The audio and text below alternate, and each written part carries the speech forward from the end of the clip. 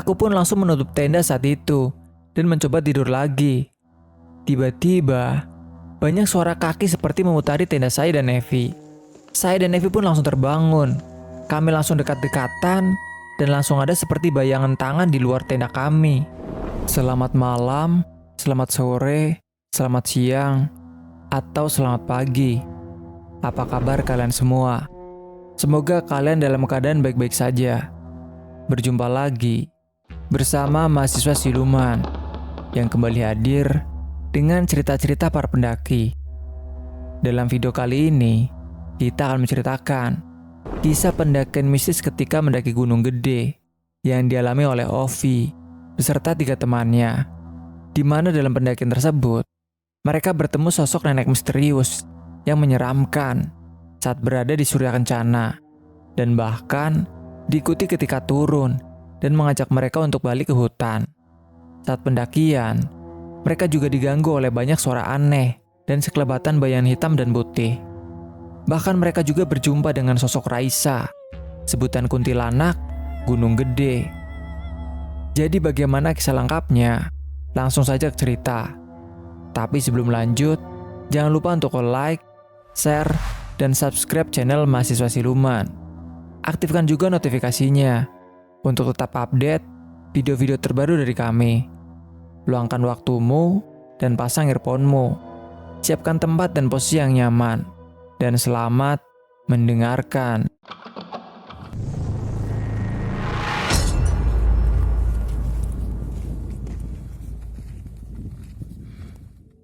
Oke, nama saya Novi Nurcahyani Sugianto. Panggil saja Ovi. Saya salah satu member komunitas pendaki gunung.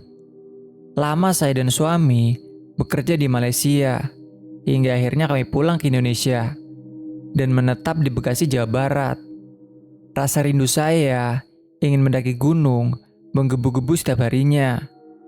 Ketika itu, yang saya agendakan adalah mendaki Gunung Slamet via Bambangan pada bulan Agustus 2019. Tapi tiba-tiba saya mendapat kabar Gunung Slamet erupsi, dan akhirnya pendakian pun ditunda. Lama berpikir, saya sharing dengan teman saya yang bernama Bocor, ketua komunitas.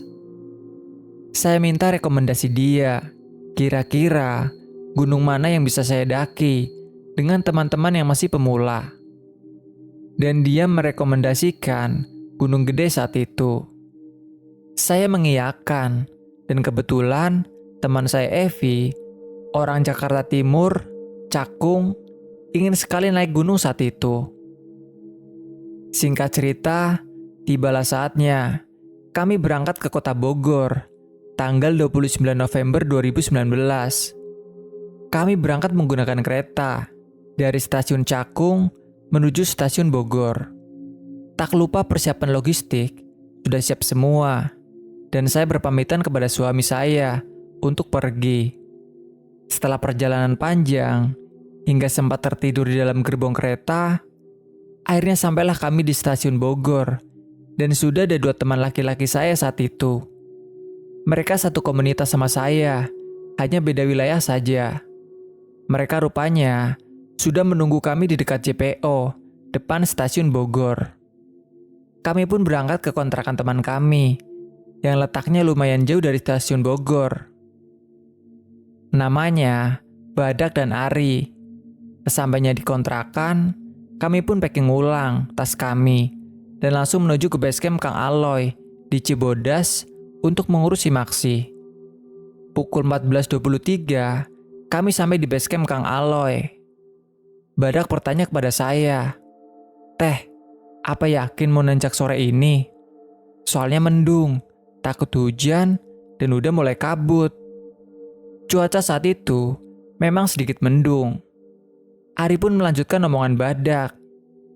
"Apa mau besok pagi aja? Kita tidur dulu di basecamp malam ini." Saat itu, saya sedang halangan atau haid, tapi sudah memasuki hari-hari terakhir. Kalau tidak salah, 4/5 hari, saya sudah haid. Lalu saya menjawab, "Iya Kang, naik aja nggak apa-apa." Evi pun melanjutkan, "Kita harus naik hari ini, Karena malam minggu, saya harus sudah sampai di Jakarta, agar hari minggunya dapat beristirahat, karena hari Seninnya langsung kerja. Saya pun bertanya lagi, apa risikonya tinggi Kang, bila naik sore? Badak menjawab, tidak teh, cuma takut hujan aja. Kalau soal hate, tergantung kita, sugesti kita, kalau sudah niat ya, insya Allah nggak apa-apa. Asal jangan jorok dan sompral. Kalau mau buang air kecil, disaring pakai tisu. Takutnya ada darah yang netes ke tanah. Sedikit lega aku mendengarnya. Dan dalam hati, aku yakin aku pasti akan baik-baik saja. Lalu kami pun makan dulu di warung sekitaran basecamp Cibodas sebelum melanjutkan perjalanan menuju basecamp Via Putri. Sampailah kami di basecamp Via Putri. Tapi saya kurang tahu parkir motor di tempat siapa. Kami sudah siap dan akan memulai pendakian. Saya sempat bersih-bersih dulu di WC basecamp dan mengganti pembalut. Saya lihat darah sudah tidak keluar lagi, hanya flek-flek saja sedikit. Akhirnya kami pun mengawali pendakian dengan bismillah dan berdoa bersama. Jalan aspal yang menanjak dan mulai memasuki ladang warga. Kami bercerita, tertawa, tapi saya dan Evi banyak berhenti. Mungkin karena sudah bertahun-tahun saya tidak naik gunung, jadi serasa baru lagi. Dan Evi teman saya pun terengah-engah ketika beberapa kali berjalan. Ini merupakan pendakian pertama Evi. Kami berjalan terus, meski lambat. Ketika sampai di pos 1, Legok Lunca, kami bertemu beberapa pendaki yang hendak turun. Teman saya Badak sempat tertidur lama karena dia habis bergadang semalaman, yaitu ada kerjaan. Kami pun bersantai, berfoto, sambil menunggu Badak bangun. Saat itu, ada 4 grup yang naik. Grup saya 4 orang, dari Tambun 2 orang, dari Garut 2 orang, dan dari Tangerang, dari perawakannya sih merupakan anak kuliah yang berjumlah 11 orang. Kami melakukan pendakian hari Jumat atau malam Sabtu. Akhirnya kami pun membangunkan Badak karena hari sudah semakin sore. Setelah siap, kami berpamitan kepada rekan-rekan pendaki lain untuk jalan duluan. Kami berjalan lambat sambil bercerita. Saat tiba di tanjakan yang ada pohon tumbang di pinggiran trek, dari jauh saya melihat ada kakek-kakek menggunakan baju hitam sedang duduk memegang tongkat kayu dengan wajahnya yang pucat. Saya melihatnya terus-menerus. Saya tak merasa heran atau takut karena saya pikir itu adalah penduduk lokal yang mau berjualan di area pos pendakian atau di puncak gunung. Karena beberapa kali kami pun sempat bertemu bapak-bapak yang memanggul dagangannya menuju puncak Gunung Gede. Tapi anehnya, ketika semakin dekat, sosok kakek itu hilang. Saya langsung kaget dan menoleh ke arah Ari dan Badak. Sempat saya mau menanyakan tentang kakek itu ke Ari. Dia melihat atau tidak. Lalu Badak langsung memotong pembicaraan saya. Udah teh, jalan aja terus. Fokus ke jalan, jangan lihat ke kiri dan ke kanan. Saya pikir Badak juga melihat apa yang saya lihat. Kami pun terus berjalan, dan akhirnya sampailah di pos 3 Buntut Lutung. Karena hari mulai gelap, waktu menunjukkan pukul 17.53. Kami memutuskan untuk beristirahat, membuat kopi dan gorengan tempe untuk kami makan sambil menunggu azan maghrib selesai. Cukup lama kami beristirahat di pos 3 Buntut Lutung. Ketika waktu menunjukkan pukul 19.17, saat itu kami bersiap-siap merapikan tas kami dan membersihkan bekas sampah masa kami. Saat memulai pendakian, tiba-tiba saya ingin buang air kecil. Lagi-lagi, Badak mengingatkan saya agar memakai tisu untuk menyaring air kencing agar tidak ada darah yang netes ke tanah. Saya pun mengangguk dan meminta antar Evi untuk menunggu saya ketika buang air kecil. Di sini, mulailah keanehan terjadi. Saat itu, Evi meminta duluan dan saya yang menunggu. Setelah itu, baru saya yang buang air kecil. Tak henti-henti saya membaca doa dan mencoba tenang. agar semua baik-baik saja. Saat selesai buang air kecil, tisu yang untuk menyaring pun saya masukkan ke dalam kantong plastik. Lalu saya mencuci tangan, dan plastik itu pun saya masukkan ke dalam kantong jaket untuk nantinya dimasukkan ke plastik sampah. Saya lihat darah sudah tidak ada lagi yang keluar, hanya bekas flek saja. Ketika aku mulai berdiri, ada yang mengikuti gerakan saya. Saya menoleh ke belakang, tidak ada apa-apa. Tapi ada suara seperti daun terinjak-injak.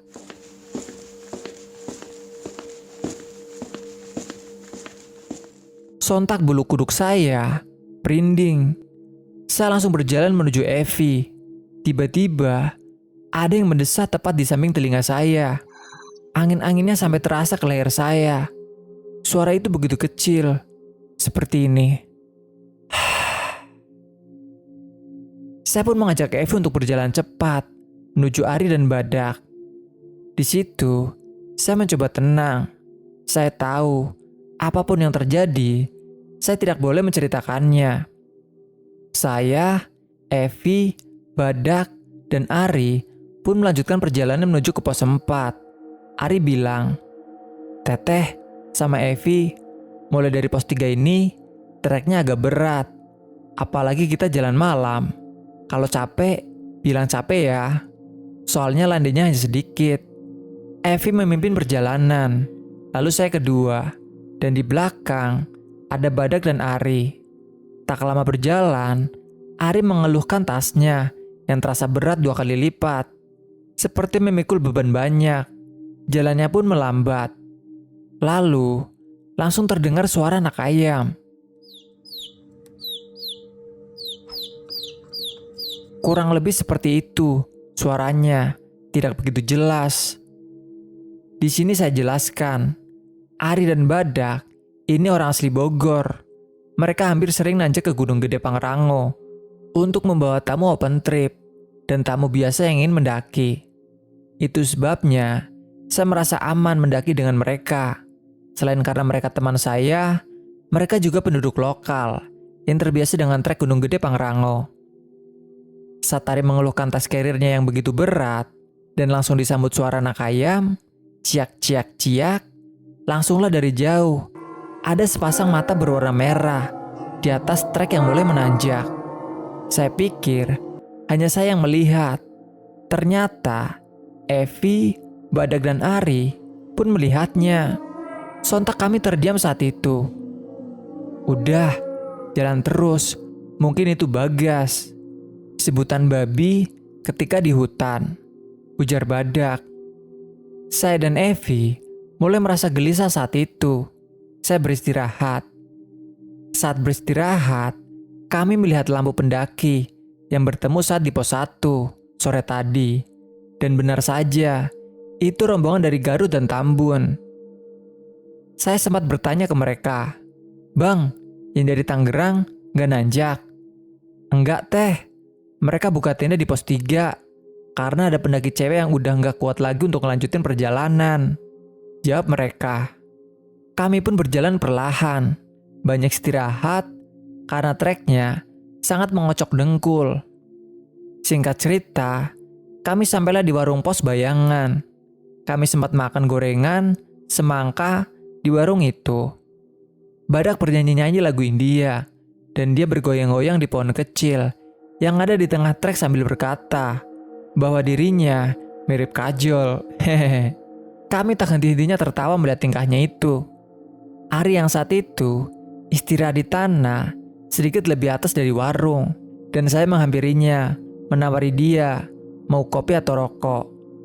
Saat saya duduk di dekatnya, tiba-tiba ada hewan kecil seperti musang, tapi anehnya berwarna putih, loncat di hadapan kami. Entah dari mana datangnya. Di situ, saya langsung menjerit kaget.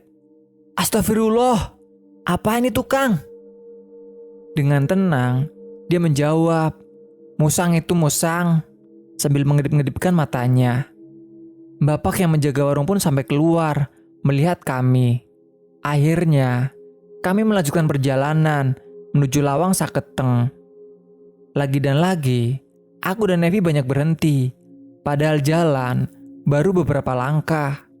Saya lihat Badak nampak kesal, mungkin karena kami lama jalannya. Waktu sudah menunjukkan pukul 10 malam. Perjalanan kami ini benar-benar lama. Sampai saya merasa ingin menyudahi pendakian dan bermalam di pos bayangan saja. Tapi Ari dan Badak mengingatkan saya, di sini akan lebih berbahaya dibanding Surken. Apalagi dekat dengan Lawang Saketeng. Tidak ada mata air juga di pos bayangan. Saat kami terus berjalan, tiba-tiba ada suara gamelan, pelan sekali. Tapi suaranya seperti tidak jauh, di belakang saya. Ari dan Badak begitu menjaga saya saat mendengar suara itu. Mereka hanya bilang, "Jalan terus teh, fokus saja." Setelah beberapa menit jalan, aku dan Nevi minta untuk istirahat. Aku bersandar ke tanah di dekat Ari duduk. Tiba-tiba, tepat di atas kami berdua, baju putih menyentuh kepala kami, lewat begitu saja ke atas.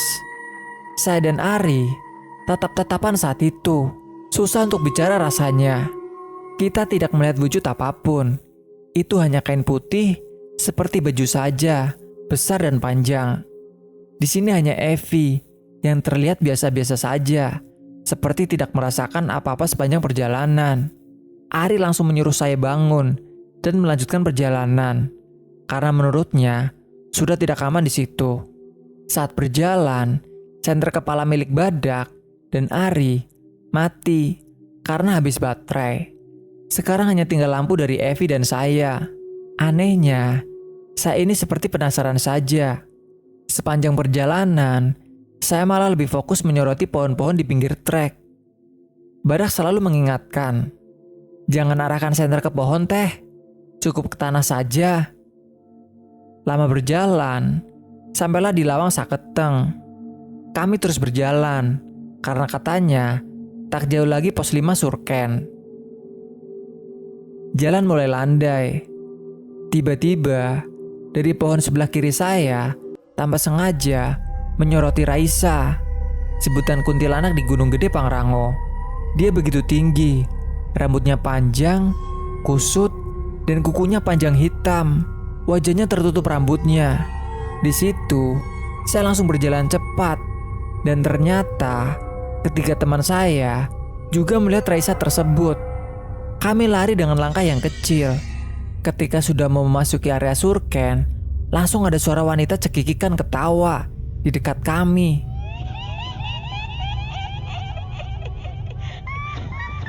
Badak langsung bilang, "Udah tenang, jangan panik, jalan aja.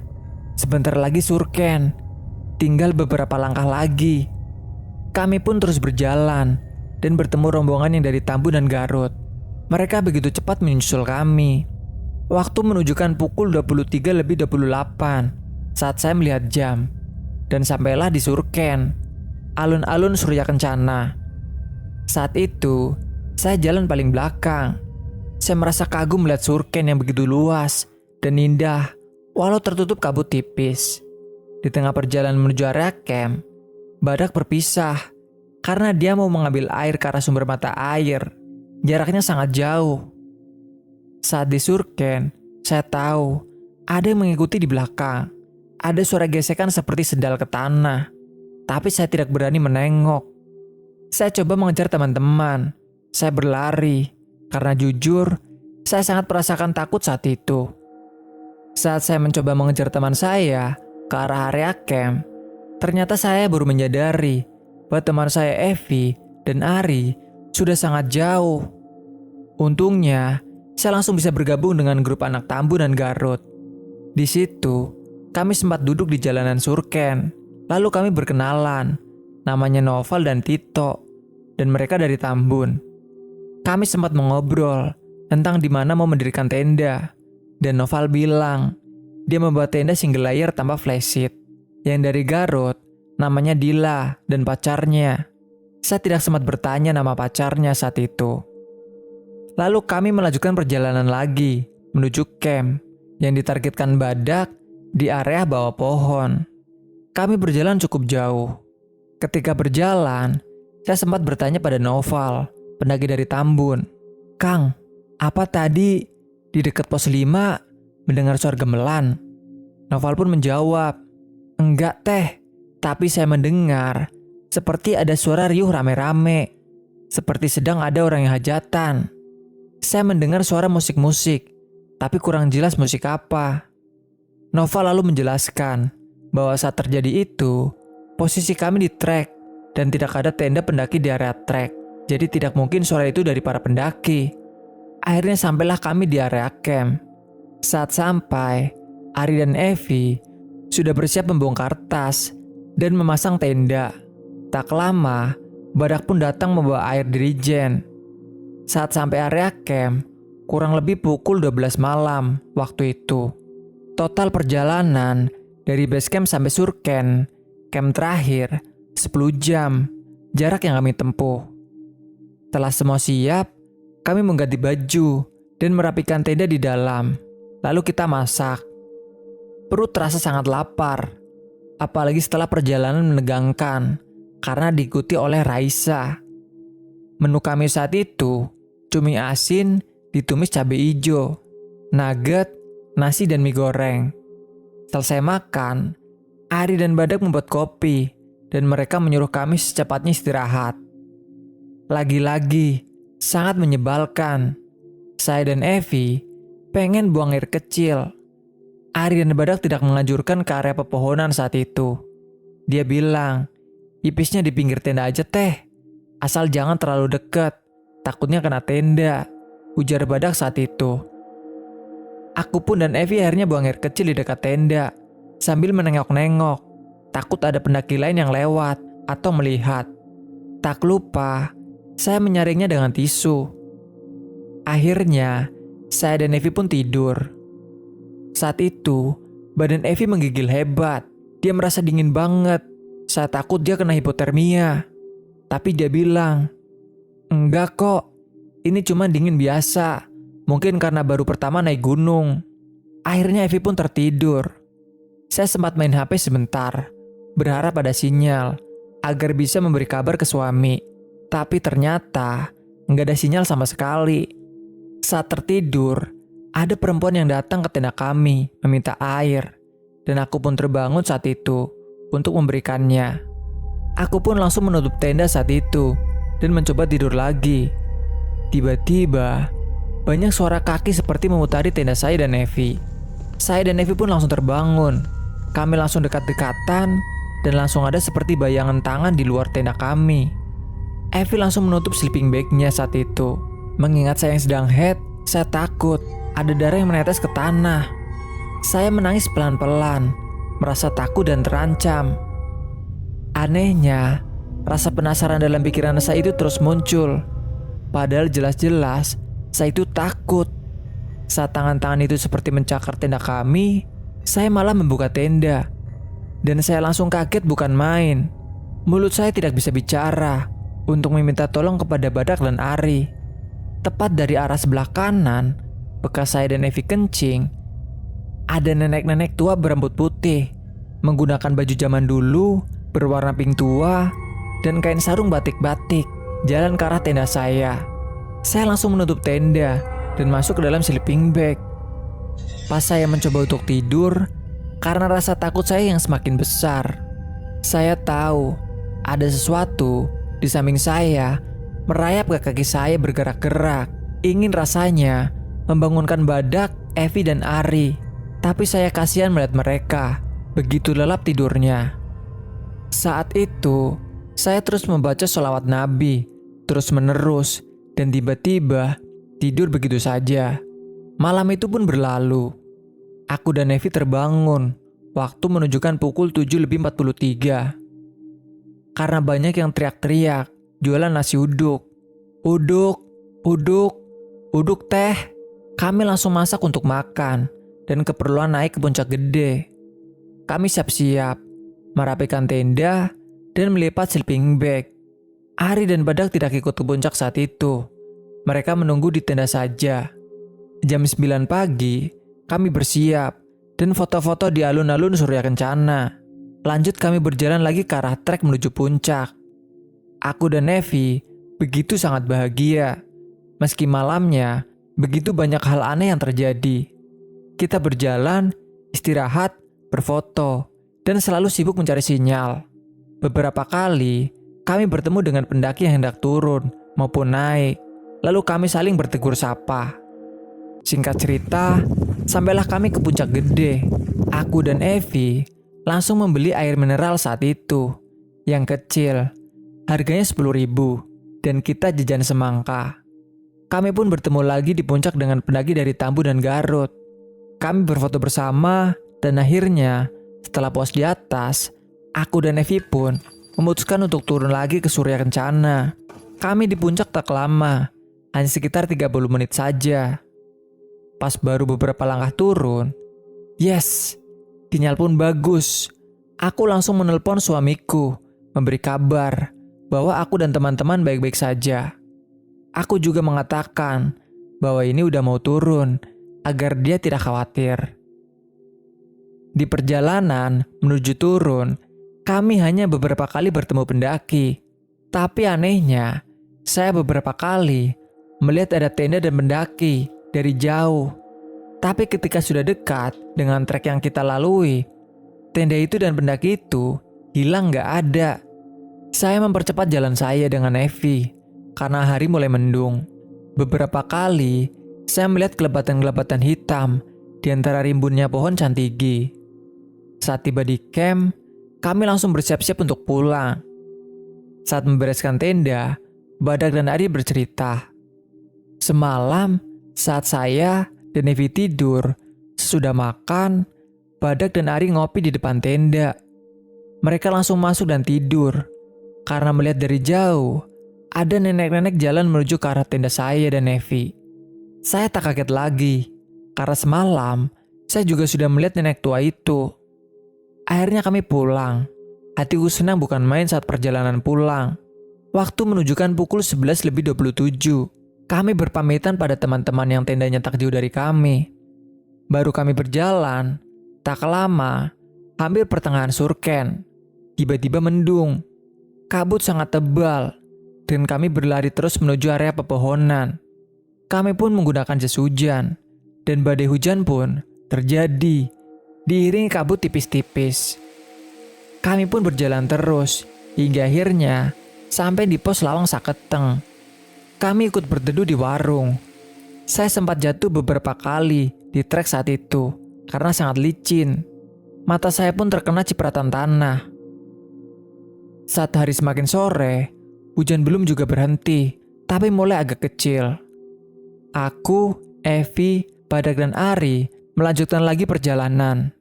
Kami berjalan terus, tanpa sadar kami terpecah jadi 2 kelompok. Aku dan Evi, lalu Badak dan Ari. Aku tahu, Badak dan Ari menyusuri trek lama. Mereka seperti memperhatikan kami dari jauh. Trek lama itu posisinya pinggir-pinggiran, dengan trek yang dilalui pendaki pada umumnya. Berjarak sekitaran 2 meteran, tapi masih terlihat. Kami terus berjalan, dan lagi-lagi, tepat di posisi yang saat Ari merasa tas kerennya berat, pada waktu malam itu, lokasinya sebenarnya sudah dekat dengan pos 3. Aku dan Evi terpisah. Evi di depan, aku di belakang. Tiba-tiba, kabut hitam seperti menggulung tubuhku, menutupi pandanganku. Saat itu, aku hanya diam. Aku ingat, bila ada kabut, jangan sesekali mencoba untuk melangkah berjalan. Dari belakang, aku merasa ada yang memegang kuat pinggangku, seperti tangan yang begitu besar. Badanku gemetar. Dingin mulai menusuk-nusuk kaki dan jantungku. Aku takut terkena hipotermia, karena aku hanya berdiri di guyur hujan. Tak lama, ada suara ketawa kecil. Aku benar-benar pasrah saat itu. Tiba-tiba, dari belakang Evi datang dengan keadaan yang sangat capek karena kakinya yang sakit. Saya benar-benar kaget karena sebelum kabut tadi, jelas-jelas saya melihat Evi sudah jalan duluan. Saya berpikir terus-menerus, ini Evi beneran apa bukan? Kabut pun mulai menipis. Evi mengajak untuk melanjutkan perjalanan. Saya mempersilahkan Evi untuk jalan duluan. Tak lama kemudian, ada 2 orang pendaki laki-laki yang hendak turun. Mereka seperti masih anak sekolahan. Kami pun meminta untuk bareng. Tapi anehnya lagi, mereka berjalan terus, seperti tidak menghiraukan kami. Lalu saya teriak memanggil nama Badak dan Ari. Dan tak lama, terdengar suara sahutan mereka.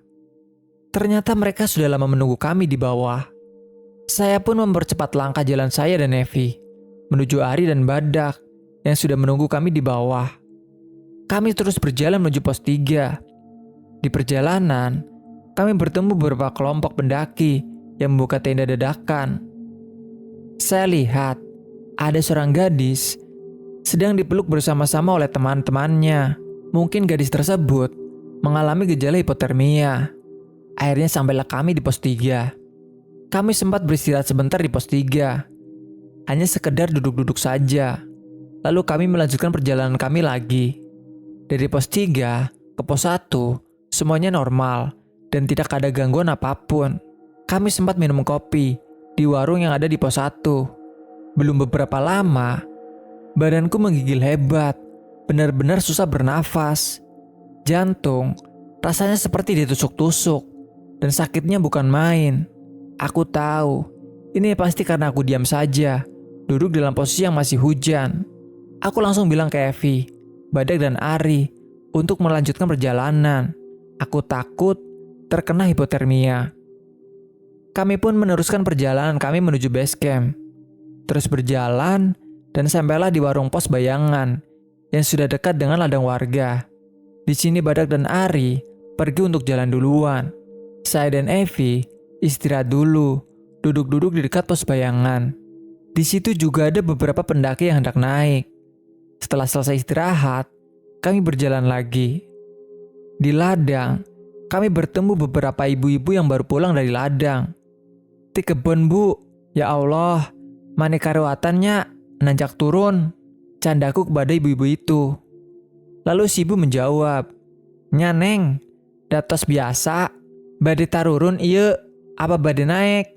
Saya pun menjawab, badai turun bu. Terus kami sempat bercakap-cakap dengan si ibu itu dengan menggunakan bahasa Sunda. Ibu itu pun jalan duluan. Dari belakang, ada suara-suara yang memanggil, Balik, balik. Saya menengok ke arah tanjakan yang di belakang. Saya melihat ada nenek-nenek tua yang saya lihat disurkan pada malam itu. Wajahnya yang sangat pucat, dia melambaikan tangannya. Saya tidak mau menghiraukan lagi semua itu. Saya jalan secepat mungkin, agar bisa cepat sampai ke pos perhutani. Lalu tibalah kami di pos perhutani. Kami istirahat lagi. Kami menaruh sampah yang dikumpulkan di situ, untuk diolah kembali oleh warga. Kami melanjutkan perjalanan ke parkiran. Setelah sampai, kami langsung bersih-bersih badan. Saya mandi, mengganti baju dan pembalut. Sempat saya lihat, alhamdulillah, sudah tidak menstruasi.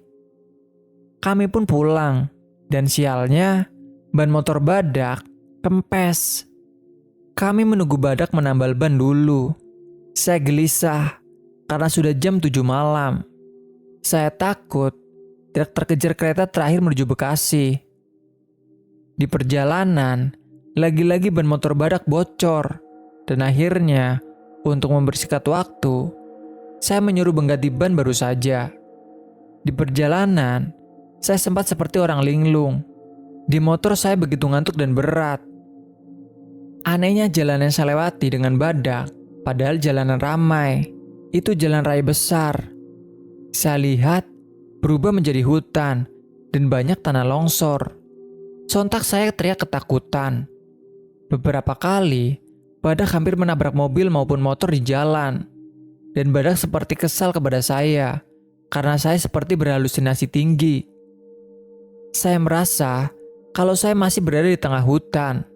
Badak meminta untuk pindah ke motor Ari, dan Nevi berpindah ke motor Badak. Alhamdulillah, kami pun bisa mengejar kereta terakhir menuju Bekasi, dan semuanya baik-baik saja. Sekian cerita ini, terima kasih. Jika kalian punya cerita mistis, menarik, seputar pendakian atau cerita yang lain, kalian bisa kirim cerita kalian melalui DM Instagram atau melalui email yang tertera di deskripsi. Dan juga bagi kalian yang ingin jadi narasumber langsung, kalian juga bisa menghubungi kami. Semoga video ini menghibur dan bermanfaat. Sampai jumpa di video kami selanjutnya. Salam lestari, mahasiswa siluman.